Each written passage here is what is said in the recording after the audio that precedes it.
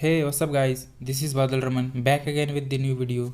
सो आज का जो हमारा कंटेंट है वो है क्लास 9th की कैदी और कोकिला। दोस्तों, कैदी और कोकिला है वो माखनलाल चतुर्वेदी द्वारा रचित है। सो बेसिकली इस चैप्टर में एक सोल्जर के बारे में बताया गया है और वो सोल्जर कोई और नहीं बल्कि खुद माखनलाल चतुर्वेदी जी ही है। तो दोस्तों, जब देश आज़ाद होने से पहले माखनलाल चतुर्वेदी जी अंग्रेजों के खिलाफ लड़ रहे थे तो तभी अंग्रेजों ने उन्हें बंदी बनाकर जेल में डाल दिया था। और यह तो आपको पता ही होगा कि जो भी अंग्रेजों के खिलाफ आवाज़ उठाते थे तो वो उन्हें जेलों में बंद कर देते थे और उन्हें कड़ी से कड़ी सजा दी जाती थी। ठीक वैसे ही अंग्रेजों ने माखनलाल चतुर्वेदी जी को जेल में बंद कर रखा है और वे अभी जेल में बंद हैं। तभी रात में एक कोयल आती है और उसी जेल की दीवारों के ऊपर आकर के बैठ जाती है और खूब जोर जोर से चिल्लाने लगती है। तभी माखनलाल चतुर्वेदी जी को इस कोयल पर डाउट हो जाता है, बिकॉज कोई भी पक्षी आधी रात को कभी नहीं चिल्लाती और फिर इतनी रात को एक पक्षी को चिल्लाते देख वे काफ़ी परेशान हो जाते हैं। वह सोचने लगते हैं या अनुमान लगाते हैं कि आखिर ये कोयल इतनी रात को क्यों ही चिल्ला रही होगी। फिर वे आगे इस कोयल के बारे में क्या सोचते हैं हम लोग देखेंगे इसी कविता में। तो करते हैं हम अपने चैप्टर को स्टार्ट। सो हमारी फर्स्ट लाइन है, क्या गाती हो क्यों रह रह जाती हो, कोकिल बोलो तो क्या गाती हो। यहाँ पे कैदी कोयल से कहता है कि तुम इतनी रात को क्यों गा रही हो, मीन्स कि तुम इतनी आधी रात को क्या गा रही हो इतनी ज़ोर ज़ोर से। और फिर क्यों रह रह जाती हो, कोकिल बोलो तो। यहाँ पे रह रह जाना का मतलब बीच बीच में चुप हो जाना, मतलब कि तुम इतनी रात को गा रही हो और फिर गाते गाते अचानक चुप हो जाती हो और फिर वापस से गाने लगती हो, कोकिल बोलो तो। क्या लाती हो, संदेशा किसका है, कोकिल बोलो तो। क्या लाती हो मतलब तुम अपने साथ क्या लाई हो, संदेशा किसका है। कैदी कहता है कि क्या तुम यहाँ पर किसी का संदेशा लेकर आई हो, आखिर बात क्या है कुछ तो बोलो, कोकिल बोलो तो। और अब इस पैराग्राफ में कवि अपने बारे में बताते हैं, यानी वो कहते हैं कि इस दीवार के अंदर उन्हें किन किन चीज़ों का सामना करना पड़ता है और उनके साथ कैसे बिहेव किया जाता है या उनको जेल के अंदर कितने सारे प्रॉब्लम्स को फेस करना पड़ता है, बस इसी के बारे में बताया है। तो ऊंची काली दीवारों के घेरे में डाकू चोर बटमारों के डेरे में। दोस्तों, पहले के ज़माने के जो जेल हुआ करते थे उनकी दीवारें काले रंग की होती थी और ये दीवारें काफ़ी ऊंची भी हुआ करती थी। इसलिए कवि यहाँ पे कहते हैं कि ये जो ऊंची काली दीवारें हैं इसी के घेरे में ही मैं कैदी बनकर रहता हूँ। और किनके साथ रहता हूँ, तो डाकू चोरों बटमारों के डेरे में, यानी मेरे साथ और भी कैदी है जो शायद चोर है या बटमार है। बटमार हम उन्हें कहते हैं जो लोगों के पर्स चुरा लेते हैं। तो इन्हीं चोरों डाकुओं और बटमारों के बीच में मैं रह रहा हूँ, यानी मैं इन्हीं के डेरे में रह रहा हूँ। जीने को देते नहीं पेट भर खाना, मरने भी देते नहीं तड़प रह जाना। तो यहाँ के जो जेलर होते थे वे इन कैदियों को पेट भर खाना तक नहीं देते थे और फिर इन लोगों के साथ बहुत ही बुरा बर्ताव किया जाता था। वे ना ही ठीक से जी ही पाते थे और ना ही उन्हें चैन से मरने दिया जाता था, मरने भी देते नहीं तड़प रह जाना। इसलिए कवि यहाँ पे कहते हैं कि ना ही उन्हें ठीक से जीने दिया जाता है और ना ही मरने दिया जाता है, मतलब कि वे उन्हें जीने और मरने के बीच खूब तड़पाते थे। जीवन पर अब दिन रात कड़ा पहरा है, शासन है या तम का प्रभाव गहरा है। वो कहते हैं कि हमारे ऊपर दिन रात कड़ा पहरा लगा रहता है, मतलब कि जो अंग्रेजी सरकार है उनका दिन रात इन कैदियों के ऊपर कड़ा पहरा रहता है। शासन है या तम का प्रभाव गहरा है। तो वो कहते हैं कि यार ये कैसा शासन है, आई मीन ये शासन है या तम का गहरा प्रभाव है। तम मैंने अंधकार, तो आखिर यह कैसा शासन है, ये तो अंधकार के रूप में बुरा शासन है।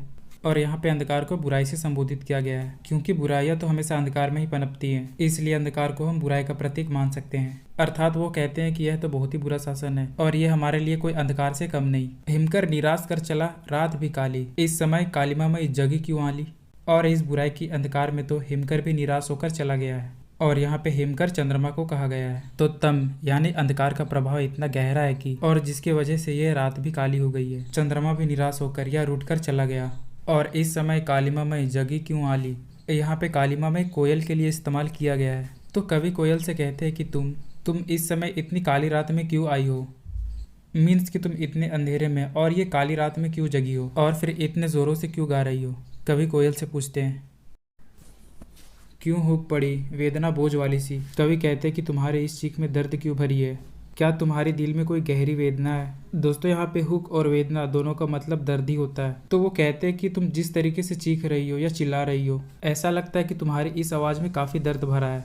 कोकिल बोलो तो क्या लूटा, क्या तुम्हारा किसी ने कुछ लूट लिया या तुम्हारा किसी ने कुछ बिगाड़ दिया, कोकिल बोलो तो।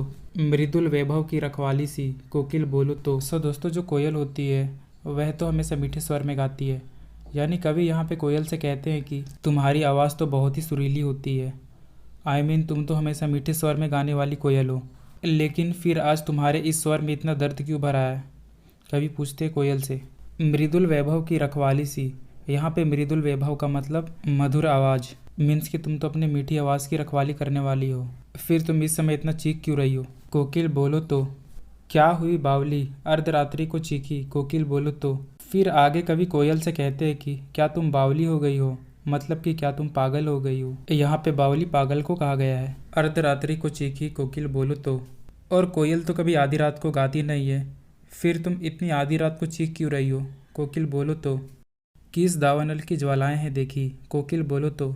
दोस्तों यहाँ पे दावानल का मतलब कि जब भी कभी जंगल में आग लग जाती है और ये आग पूरे जंगल को अपने चपेट में ले लेती है, यानी जब आग अपना भयंकर रूप धारण कर लेती है तो उसे ही हम दावानल कहते हैं। तो कवि कोयल से कहते हैं कि क्या तुमने किसी दावानल को देख लिया है, मतलब कि तुमने किसी जंगल में लगी आग को देख लिया है। क्या तुम इस जंगल में लगी आग को देखकर डर गई हो? कोकिल बोलो तो।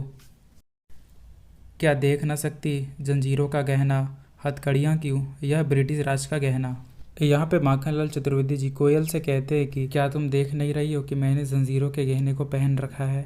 मीन्स कि वो कहते हैं कि ये जंजीर रूपी हथकड़ियाँ जो मैंने पहन रखा है, यह औरों के लिए तो हथकड़ियाँ है, लेकिन यह मेरे लिए एक गहने के समान है, यानी ये तो मेरे लिए जेवर हैं। क्योंकि जेल में क्या होता है कि जो चोर, बदमाश और लुटेरे होते हैं उन्हें तो गलत कामों के लिए जंजीरों को पहनाया जाता है, लेकिन कवि तो एक सोल्जर थे, उन्हें तो अंग्रेजों के खिलाफ लड़ने के लिए, यानी वो तो अच्छे कामों के लिए जेल में बंद है, मगर जंजीरें तो उनको भी पहनाई गई हैं। इसलिए उन्होंने यह समझ लिया कि ये तो जंजीर नहीं, ये तो मेरे लिए जेवर है। उन्होंने ये मान लिया कि उन्हें अच्छे कामों के लिए अवार्ड के रूप में ये गहने रूपी जंजीरों को पहनाया गया है। कोल्हू का चर्रक चू जीवन की तान, गिट्टी पर उंगलियों ने लिखे गान। तो जैसा कि मैंने बताया था कि कैदियों को ना ही ठीक से जीने दिया जाता है और ना ही चैन से मरने दिया जाता है, और उनसे काफ़ी मुश्किल कामों को कराया जाता है। तो कोल्हू का चर्रक चू जीवन की तान, और फिर क्या होता है कि जेल में कोल्हू को चलाया जाता है। सो दोस्तों, आपने कोल्हू के बैल के बारे में तो सुना ही होगा। तो कोल्हू क्या होता है कि जो बैल होते हैं उनके कंधों को लकड़ी से बांध दिया जाता है और उस लकड़ी को चक्की से, और इस बैल को चक्की के चारों ओर घुमाया जाता है, जिससे चक्की भी घूमने लगती है, और इस चक्की के घूमने से आटे, तेल या मसाले वगैरह पीस जाते हैं। यानी चक्की जब घिसती है तो इसके घिसने की ही आवाज़ को हम चर्रक चुकी आवाज़ कहते हैं। लेकिन जेल में बैलों के बजाय इन कैदियों से ही कोल्हू को चलवाया जाता था, और जेल में बहुत सारे कोल्हू एक ही साथ चलाए जाते थे, जिससे काफ़ी आवाज़ आती थी, और इसी आवाज़ को हम चर्रक चुकी आवाज़ कहते हैं। और फिर ये जो चर्रक चुकी आवाज़ आती थी, इसी को कवि ने अपना संगीत मान लिया था, क्योंकि वहाँ पर कोई और तो साधन था नहीं। तो कवि दिन भर बस इसी आवाज़ को सुनते थे और इसे ही अपना संगीत मानकर सुनते रहते थे। तो कोल्हू का चर्रक चू जीवन की तान, यानी जो कोल्हू के चर्रक चू की आवाज़ है वो हमारे लिए जीवन का संगीत है। यहाँ पे तान का मतलब संगीत। गिट्टी पर उंगलियों ने लिखे गान, और जेल में तो लिखने के लिए कोई कागज़ या कोई पेन होती नहीं थी, तो कभी गिट्टी पर यानी मिट्टी में अपनी उंगलियों से लिखते थे गान, यानी वे मिट्टियों पर अपनी उंगलियों से गाने लिखते रहते थे।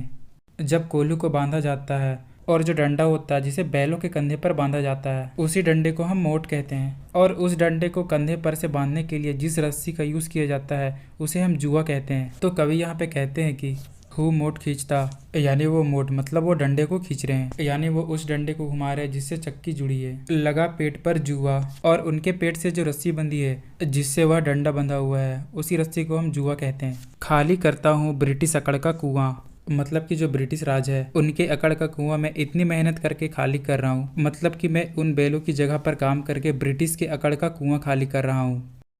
दिन में करुणा क्यों जगह रुलाने वाली, इसलिए रात में गजब ढा रही आली। तो कवि कोयल से कहते हैं कि जब भी तुम दिन में गाती हो तो तुम्हारी इस आवाज़ को सुनकर सबके अंदर करुणा भर जाती है, यानी तुम्हारी इस सुरीली आवाज़ को सुनकर सब खुश हो जाते हैं। और फिर जब मैं तुम्हारी इस आवाज़ को सुनने के लिए वहाँ पे नहीं हो तो तुम, इसलिए रात में गजब ढा रही आली, यानी मैं तुम्हारी इस आवाज़ को सुनने के लिए वहाँ पे नहीं हो तो तुम खुद यहाँ पर आई हो ताकि तुम्हारी इस आवाज़ को सुनकर मैं रो दूँ, या ताकि तुम मुझे रुला सको मेरी इन तकलीफ़ से भरी परिस्थितियों में। तो कैसा लगा मेरा एक्सप्लेनेशन?